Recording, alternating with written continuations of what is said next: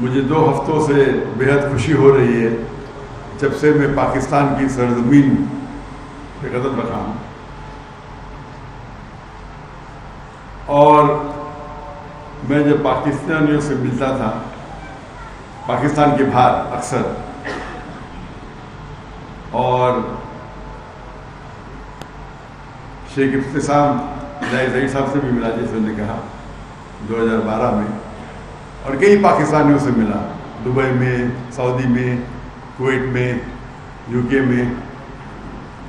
الحمدللہ ان کی محبت مجھے کافی متاثر کی، اور میرے ذہن میں ایک تصور تھا کہ میں جب پاکستان آؤں گا تو مجھے محبت ملے گی، لیکن جب میں یہاں آیا تو جو میرا تصور تھا وہ صحیح نہیں نکلا۔ مجھے جو تصور تھا اس سے 10 گنا زیادہ محبت ملی۔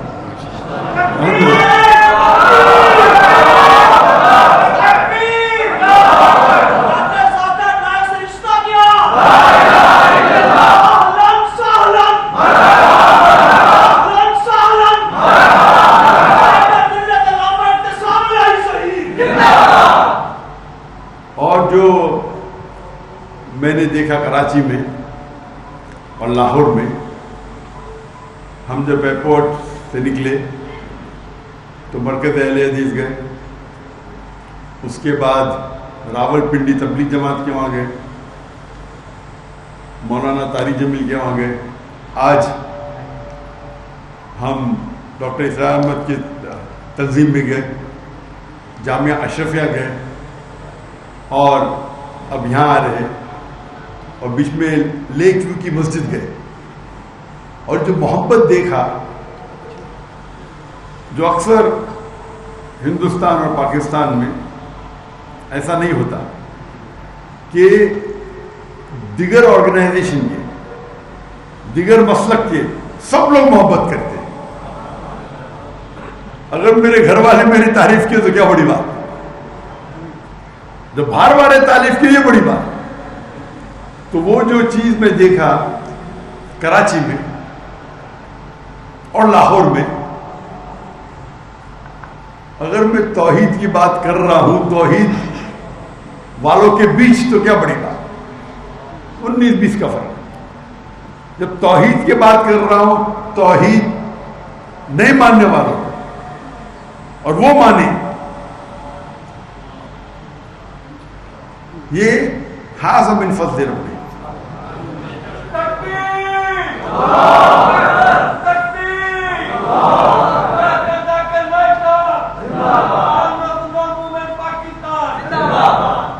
اور یہ میں نے احساس کیا اللہ کی فضل سے ہندوستان میں، کیونکہ میرے والد جو کوکنی تھے وہ شافی تھے، لیکن ان کا شوق تھا کہ جتنے مسلک کے ان کے علماء کے ساتھ مل جل کے رہے۔ تو میرے گھر پہ کئی قسم کے علماء آتے تھے، شافی، حنفی، مجاہد القاسمی صاحب، مولانا علی میاں ندوی، مولانا مختار ندوی جو اہل حدیث کے امیر ہیں، ندوہ کے امیر ہیں۔ تو میرا اٹھنا بیٹھنا تھا، پہلے بچہ تھا، میں چھوٹا تھا تو کم میں علم حاصل کرتا تھا۔ پھر الحمدللہ پھر میں سعودی گیا، بڑے بڑے علماء سے ملاقات کی، شیخ عبدالعزیز سریفی، شیخ سعد ناصر شیطری، شیخ محمد صالح منجد، کئی علماء، شیخ سعود شریف۔ تو جب میں پڑھائی کی، ڈاکٹر جن نے جامع کامل لکھی، جو ہندو تھے اور اللہ نے انہیں ہدایت دی، بعد میں وہ مدینہ یونیورسٹی کے دین بنے، ڈاکٹر ضیاء الرحمن آسم، وہ حدیث میں میرے سب سے پہلے استاد تھے۔ جب میں اونچے لوگ سے ملتا تھا میں سمجھتا تھا کہ وہ اصل میں دین کی دعوت دیتے تھے، اللہ کی طرف اور اللہ کے رسول کی طرف کبھی نہیں، نہ اپنے حزب کی طرف نہ اپنے آرگنائزیشن کی طرف. اور یہ سب لوگ اتنے مشہور تھے. کون انہیں مشہور کرتا تھا؟ اللہ. ہم کیا سمجھتے اکثر انسان، میں میری طرف دعوت دوں گا تو فیمس ہوگا. یہ ہماری غلط فہمی ہے. شاید کچھ وقت کے لیے ہو سکتے، لیکن اگر آپ اللہ اور اللہ کے رسول کی طرف دعوت دیں گے تو اللہ اور اللہ لوگوں کے دل میں آپ کی محبت آ جائے. اور یہ جو محبت ہے وہ آپ اس کو کما ہی نہیں سکتے. میری مثال لو، میں تو ہکلاتا تھا بچپن میں. اگر کوئی مجھے پوچھتا تھا تمہارا نام کیا، میں کہتا ذاکر. میں خواب میں یہ سوچ سکتا تھا کہ دنیا کا سب سے بڑا ڈاکٹر بن سکتا ہوں، لیکن 25 لوگوں کے سامنے تو بات ہی نہیں کر سکتا. احمد دیدار صاحب کی وجہ سے میں ڈاکٹر آف باڈی سے ڈاکٹر آف سول بن گیا. ان سے متاثر ہو کے میں ڈاکٹر بنا، سوچ کے ڈاکٹر سب سے بہترین پیشہ ہے. کیوں؟ بیماری دور کرنا، لوگوں کی جان بچانا سب سے بہترین پیشہ. اچھا ہے. ان کو ملنے کے بعد جب قرآن مجید پڑھنے کے بعد مجھے اس سے بہتر پیشہ ملا. اللہ تعالیٰ فرماتے سورہ فصلت میں سورہ نمبر 41 آیت نمبر 33 وَمَنْ أَحْسَنُ قَوْلًا مِّمَّنْ دَعَا إِلَى اللَّهِ وَعَمِلَ صَالِحًا وَقَالَ إِنَّنِي مُسْلِمٌ. وہ کون شخص سب سے بہتر ہے جو اللہ کی طرف بلاتا ہے، اچھے اعمال کرتا ہے اور کہتا ہے میں مسلم ہوں. تو ہم اگر کوئی شخص اپنے آپ اگر مدینہ سے فارغ ہے، اپنے آپ کو مدنی کہتا ہے، مجھے کوئی اعتراض نہیں. اگر دیوبند سے فارغ ہے، اپنے آپ کو دیوبندی کہتا ہے، مجھے کوئی اعتراض نہیں. ندوہ سے فارغ ہے، ندوی کہتا ہے، کوئی اعتراض نہیں. لقب کے لیے کوئی اعتراض نہیں. لیکن دین کی جب بات آتی ہے تو قال اننی من المسلمین، یہ آیت، یہ جو لفظ ہے قال اننی المسلمین، قرآن مجید میں کئی جگہ آتا ہے. یہ ومن احسن قولا میں آتا ہے سورہ فصلت سورہ نمبر 41 آیت نمبر 34. اور جتنے میرے فیوریٹ ورسز ہیں دعویٰ کے، اس میں سب میں آتا ہے. جو میرے بیٹے نے کوٹ کیا سورہ عمران سورہ نمبر 3 آیت نمبر 64، آدھی کوٹ کیا، پوری نہیں کوٹ کیا. ومن کل اہل کتاب تعالوا الی کلمۃ سواء بین وبینکم الا نعبد الا اللہ ولا نشرک به شیئا ولا يتخذ بعضنا بعضا اربابا من دون اللہ فإن تولوا فقولوا اشهدوا بأننا مسلمون. تو اللہ تعالیٰ فرماتے ہم مسلم ہیں.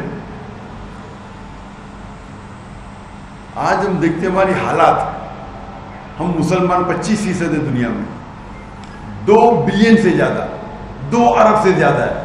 دنیا میں کبھی اتنی تعداد میں ہم تھے ہی نہیں، اتنا بڑا پرسنٹیج کبھی تھا ہی نہیں. لیکن ہم ساری دنیا میں پیٹے جا رہے ہیں.